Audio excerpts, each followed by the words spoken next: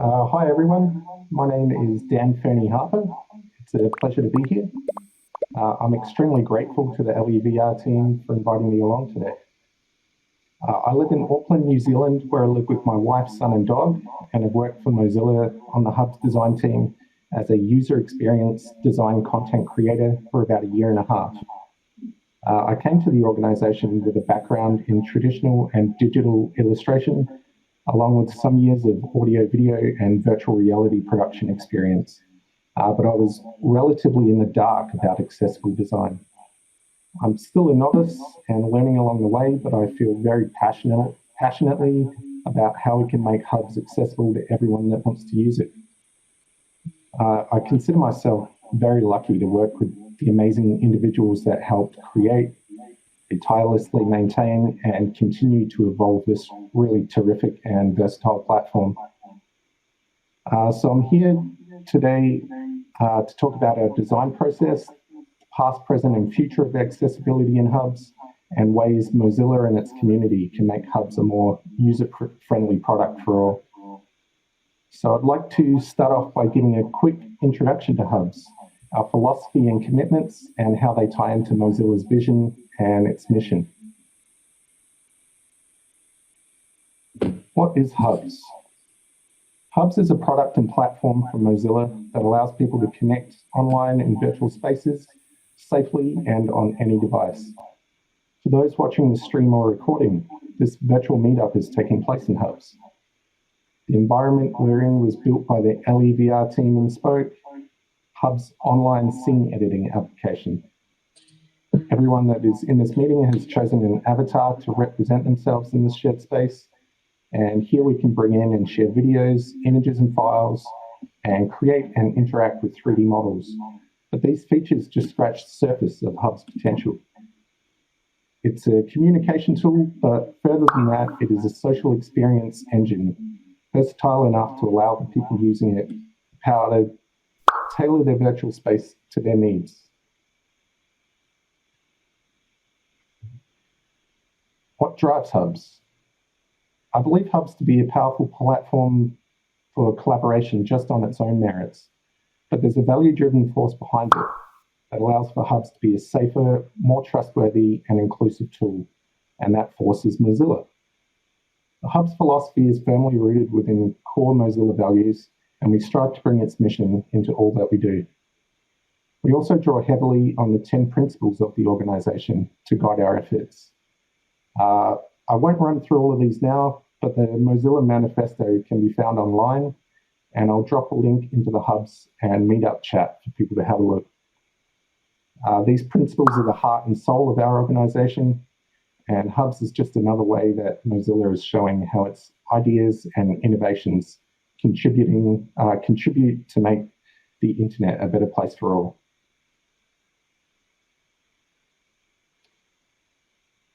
The Hubs design team. So as the Hubs design team, we are constantly evaluating the functionality, usability, and experience of Hubs. Functionality is a technical issue and refers solely to the product. What does the product do? The usefulness of product features, maintainability, and reliability, for example.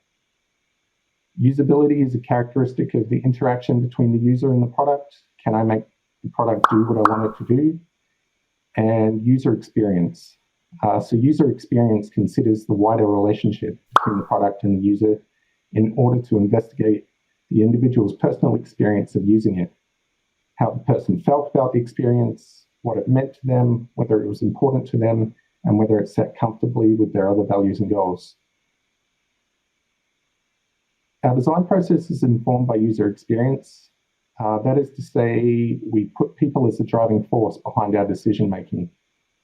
Working with a shared vision, we empower the core product team with data-driven, inclusive recommendations and designs that put users at the forefront of product development.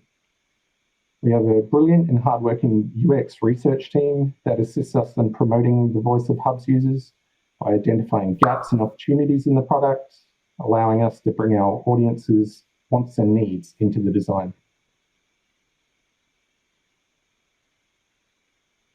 So thank you for listening to my a brief introduction about Hubs, our philosophy, and a description of our process. Providing an equitable and accessible experience for anyone wanting to use Hubs sits high on the list of what the Hubs team hope to achieve with this product. But it's still a work in progress and fairly new product and platform. But we feel we have a roadmap that we believe in and look forward to continuing to develop Hubs into a product that is setting a standard in accessible design. I'd like to speak now to the ways Hubs and Mozilla have incorporated accessible design into the product historically, in the present, and what we hope to achieve in the future. So in a way, accessibility has been baked into Hubs from the very beginning. Hubs is open source and invites contributors to help improve the product. This means there is more opportunity for accessible design and feature implementation, and ultimately builds a more inclusive product. If people find a bug, something that is not accessible, or a feature request, we invite them to view existing tickets to see if it's already in the pipeline, or create an issue on our GitHub repo, and the product team will address and prioritize it.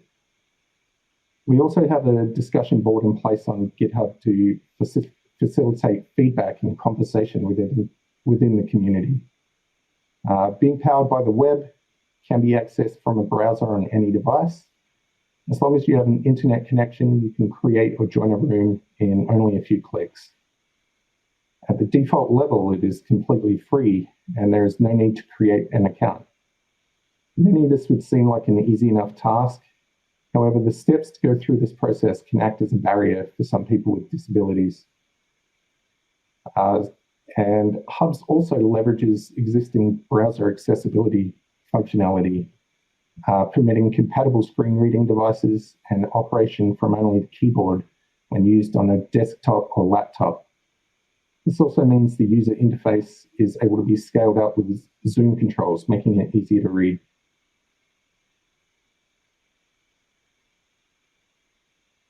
This year in January, we implemented a new user interface design scheme.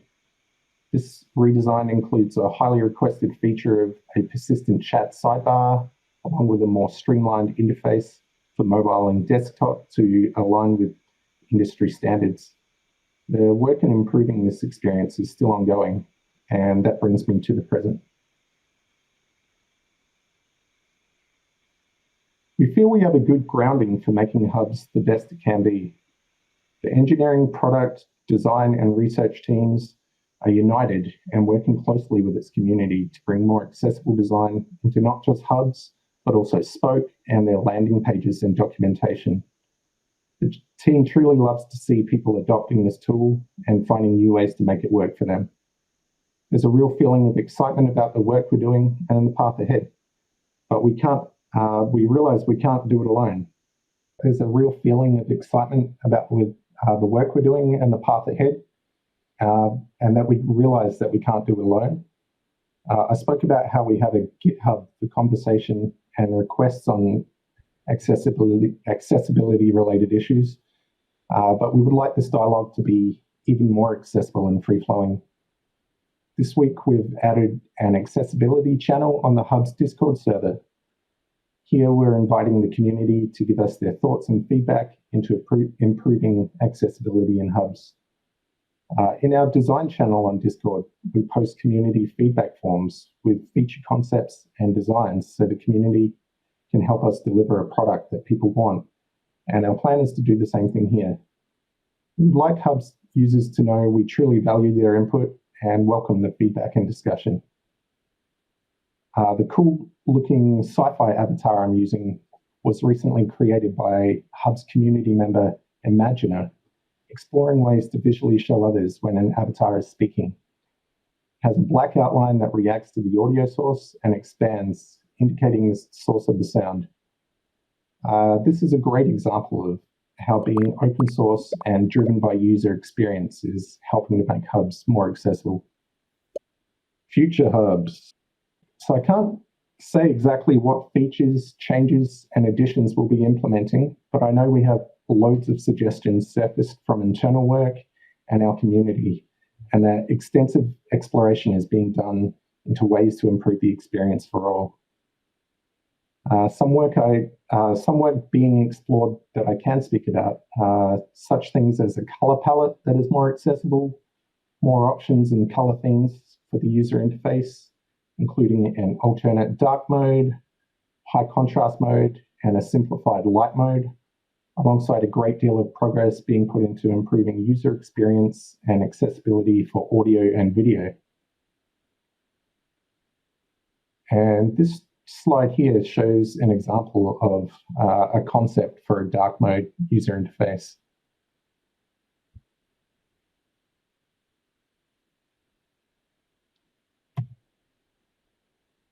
Accessibility when using Hubs in a VR headset is an important area of exploration for us moving forward. Sight of sickness excludes a great deal of people wanting to use 3D platforms such as Hubs, and the design team are exploring ways to implement features that mitigate the effects. Hand tracking is another interesting avenue to go down. We believe this could not only improve more human expression and interaction, but possibly help make sign language in virtual spaces available. There is a prototype available for Webxr, the Webxr emulator. It includes hand input support for hand tracking and leverages Google AI's media pipe. I'm sure it won't be long until features like this make their way into Hubs. I hope one day soon we can integrate such tools as text-to-speech captioning in Hubs. This is an often requested feature, and myself and many other users would love not to have to rely on workarounds or third parties to achieve this. Having this tool would be a huge bonus for inclusivity and accessibility. Mozilla's commitment to democratizing speech technology is strong, as shown with the Common Voice and Deep Speech projects. And this year there are plans to publish a toolkit to help people, researchers, and organizations use deep speech to build their own voice-based solutions.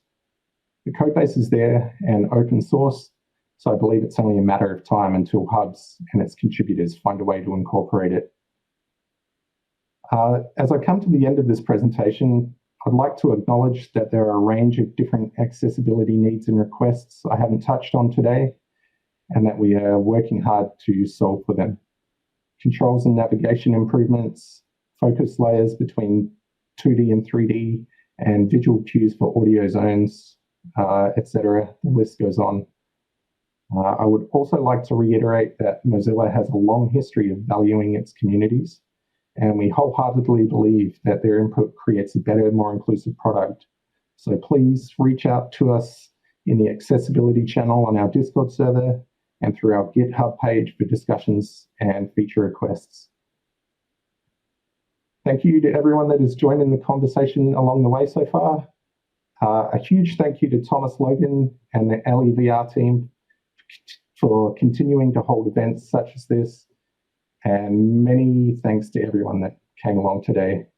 The future is accessible. Happy Global Accessibility Awareness Day. Thank you so much, Dan, and that's an excellent presentation. So now we'll be taking questions either from you all on the YouTube stream or here in the space. For those of you in the space, it's fine to chat your question or come off of mute and ask the question.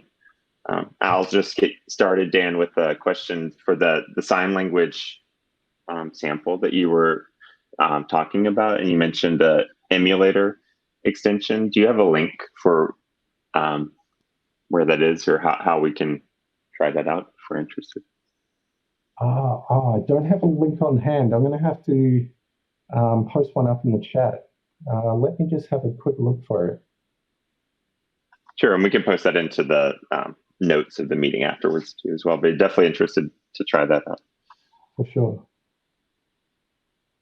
Thanks, Thomas. On average, how long does it take Hubs to integrate an accessibility feature, i.e. for research, design, development, testing, and user testing? Oh, that's a great question.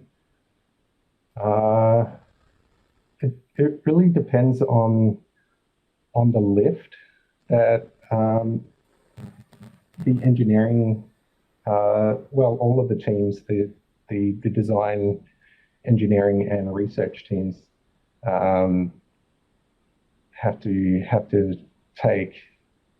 So like simple sort of stuff like UI stuff is a lot quicker to implement, but say something like captioning is a huge engineering lift. So we're always looking for ways to partner with our community and bring contributors on board to help speed up that process. I really couldn't give you an average sort of feature request implementation timeline.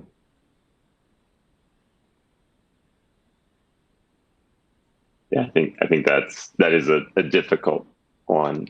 I know that in our work or the events that we've held here, we remember the when you all added the support to have the keyboard support for the reactions. That was something really great for us in the event. So the fact that you can press like 1, 2, 3, 4, 5, or 6 to do the reactions, and I'm sure that was something that would take longer than changing, say, the color support in the UI. But we have another question here, Dan. Is there a VPAT, voluntary product accessibility template, available for Hubs? There isn't. I saw this question and I quickly Googled it because I had no idea what it was. And this just highlights how connecting with our community can help implement new standards that will improve accessibility. So I'm going to bring this to the team and see what something like this could look like for Hubs. So thank you for the question on that. I had another question too for your avatar that you mentioned, being able to have that kind of contrast for the audio display so that it's really clear that your avatar is speaking. Is that a link too that can be shared of where to track that avatar, and did the person that built it explain how they built that? Because it's very interesting. Yeah, so I reached out to this Hubs user and asked if I could use the avatar for this presentation today. On our Discord channel, I think it was in the design channel, we posted it up just in the last couple of weeks. It is publicly available. You can actually go and click on the link there and it will update your avatar. And from there, there's workarounds to be able to save it and to be able to actually get that model into Blender and sort of reverse engineer it, so to speak. But the design team is also looking into ways we can show off when someone's speaking. So yeah, really grateful. Someone from the community is already thinking about it and putting it into motion. Excellent. I know that Matt here, I'm not sure if he's here, but I know Matt's been working on some like interactive functionality in like Webxr and in Hubs, like some quiz functionality and items like that. Are those things like for sort of interactive features inside of Mozilla Hubs, things that you all are looking at for accessibility as well? There is exploration into that. I can't speak too much as to what that looks like, but definitely there is progress being made on that front. Great, thanks. If you could wave a magic wand, what would be your top 3 additions to Hubs be, and what is stopping the implementation currently? first off, I would say captioning, to be able to have speech to text captions, either 3D or 2D or a combination of both. That would be my my number one choice. And what is stopping the implementation currently? We need to do more research. It's a pretty big engineering lift as well. It's really time is our biggest barrier on that one at the moment. What else? Other additions? I like the idea of having objects in hubs have interaction sort of qualities able to be sort of coded into them, to be able to have a door that is closed and to be able to interact with the actual door handle and open the door, that sort of thing. What would my third one be? This is a great question. I would love to see the capacity, like room capacity, increased, and for there to be huge events with like 1,000 people, in the room, in the space, all interacting. What is stopping implementation? It's quite a heavy load for the servers. So I think time as we develop techniques for like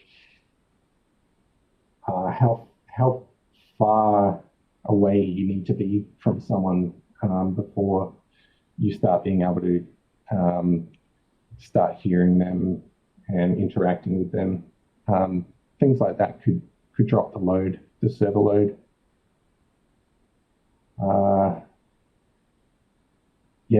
I have lists. They would be my three top choices at the moment.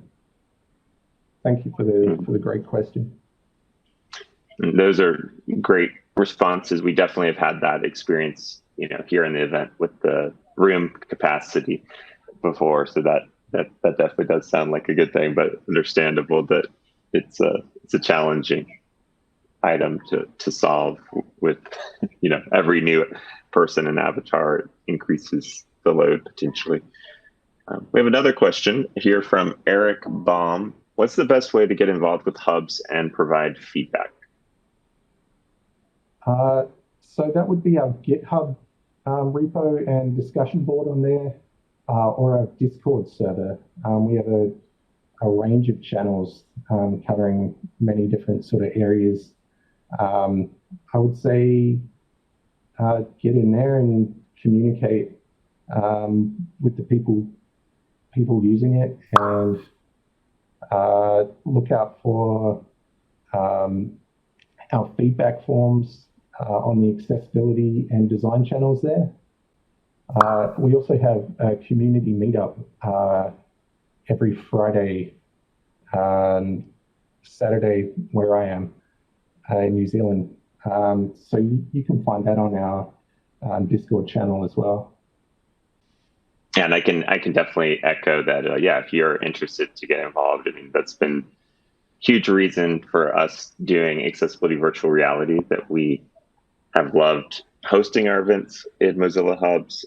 The team is really responsive and does, live the principle of being open and communicating with the community. So we've used those channels and had great success being able to communicate with the people building and creating this software. And so I think, if you use those, you'll have a great experience. And, we're definitely excited to keep seeing what changes with Mozilla Hubs in the future. And I'll just wrap up our event today with saying, that we do believe all of these virtual reality experiences, they need to be accessible, and there's lots of research, lots of opportunities to improve. And we're very happy, right, with what Mozilla Hubs team is doing. And as I said at the start of the meetup, your input and feedback coming to our events every month, that's also something that we plan to continue sharing with the Hubs team. So if you don't join the Discord or GitHub, we'll be doing that, and we'll also help take your thoughts and feedback to the team.